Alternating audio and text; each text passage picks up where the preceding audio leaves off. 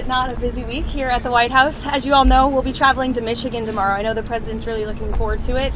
He's going to give a speech at the Detroit Economic Club in addition to touring a factory in Dearborn, Michigan that produces F-150s. And my understanding is Ford is ramping up that manufacturing and also going to be hiring more American workers at this facility thanks to President Trump's policies. So he'll be doing that tomorrow and talking about all of the great economic news, which I would be remiss if I did not point out to you all. We have mortgage rates falling below 6% for the first time in years. Thank you, NBC, for this very fair and honest headline. But this is the truth, and these are the facts thanks to President Trump's economic policies. So frankly, they're hard to deny.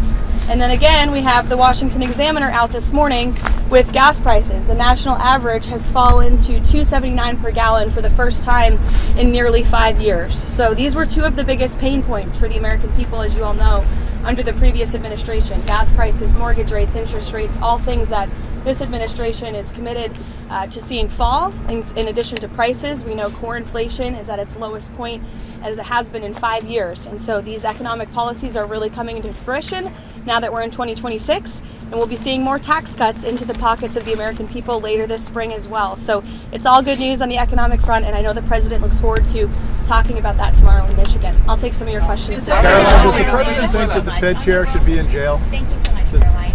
I'm Jerome Powell. President Trump has mentioned on multiple occasions that the administration could probably bring a lawsuit against him. Did the president ever direct DOJ officials to open an investigation into Powell? No. And can you reassure the American public that his longstanding criticisms and public comments about Powell had nothing to do with the investigation? Look, the president has every right to criticize the Fed chair. He has a First Amendment right, just like all of you do.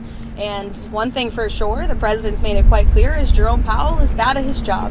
As for whether or not Jerome Powell is a criminal, that's an answer the Department of Justice is going to have to find out, and it looks like they intend to find that out. Karoline, thank you. Two more questions on the Fed for you. Senator Tillis is promising to hold up all Fed nominees until this legal matter with Jerome Powell is resolved. What does the president make of that? I haven't spoken to the president about Senator Tillis' comments. I'll leave that to our legislative affairs shop to figure out, and I'll let the president speak on that himself. Does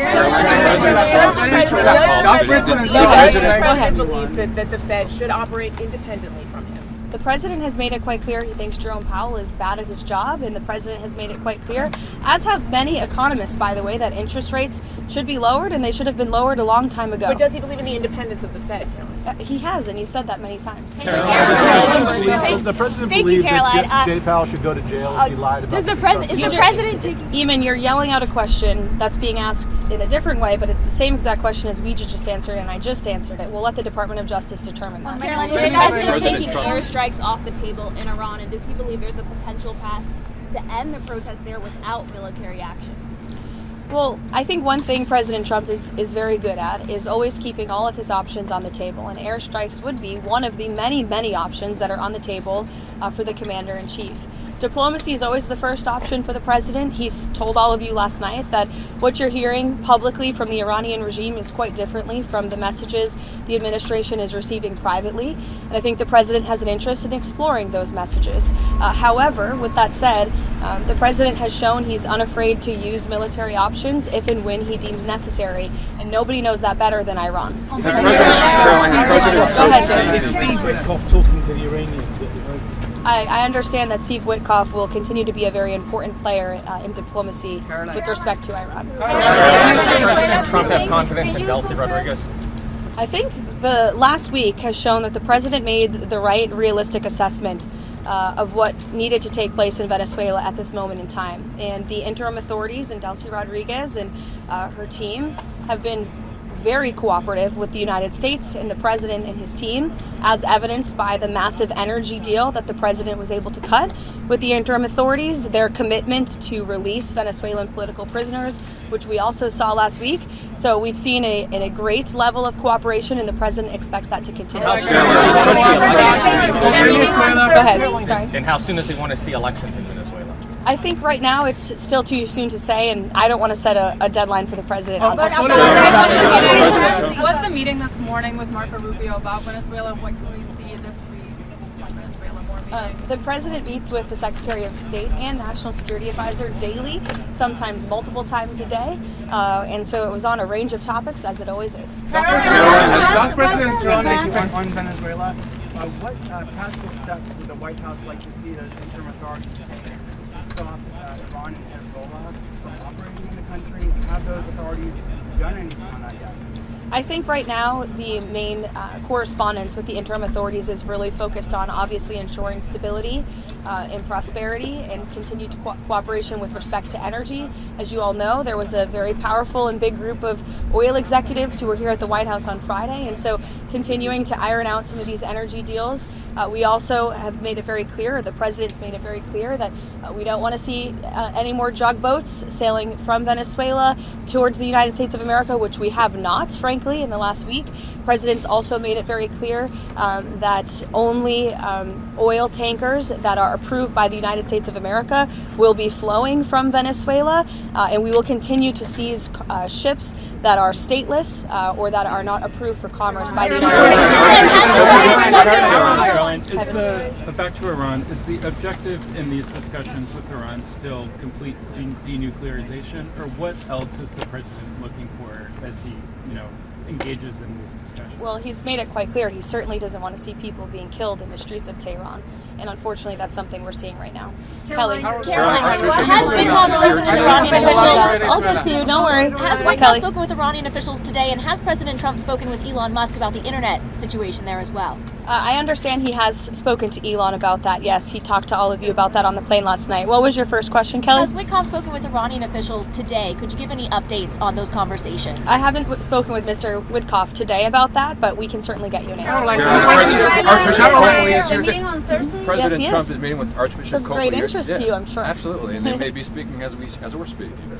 Can you give us a preview of what they'll be talking about, or will there be a readout as well after they're done of what they discuss? I can see if the president will provide you a readout. How's that? Yep, sounds good. And also, President Trump, has he seen the video put out by Jerome Powell on Sunday?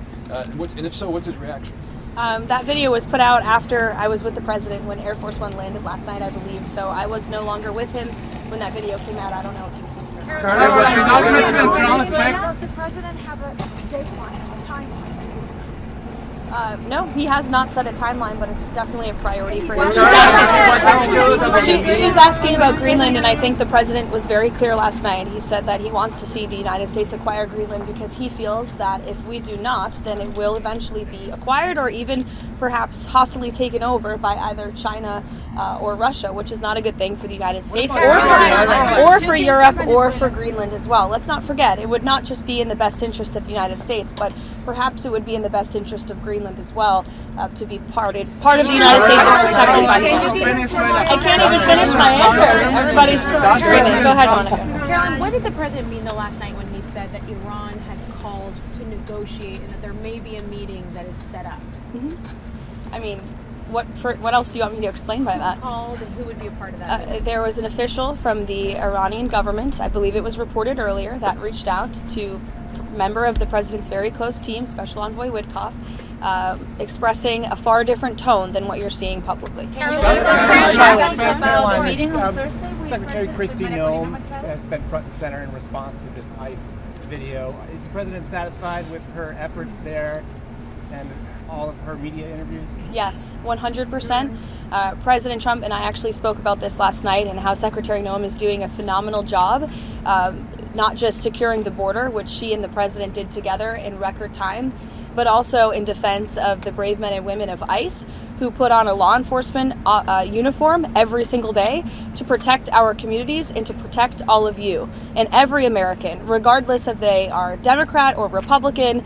ICE is doing a very important job to remove illegal alien criminals from our communities. And I think it's very striking that all weekend long, you had agitators and violent American citizens out in the streets of Minneapolis protesting what exactly? Apparently they are protesting the removal of heinous murderers and rapists and criminals from a city that I can guarantee you, when you look at the list of the illegal criminals that ICE is removing from our communities every day, not a single person in those protests and not a single person standing here that works in the mainstream media in Washington, D.C. would want those individuals in your neighborhood, in your community, around your children and around your families. ICE is doing an incredibly important job that's not just important to our homeland security, but our national security. And this administration will continue to stand wholeheartedly by the brave men and women of ICE, including that officer in Minneapolis who was absolutely justified in using self-defense against a lunatic who was part of a group, an organized group, to interject and to impede on law enforcement operations. And it's disgusting what we have seen from the left. And I think that it just shows you where the modern day Democrat Party stands today in protecting illegal alien pedophiles and rapists and murderers over law-abiding American citizens and our brave men and women who serve in law enforcement.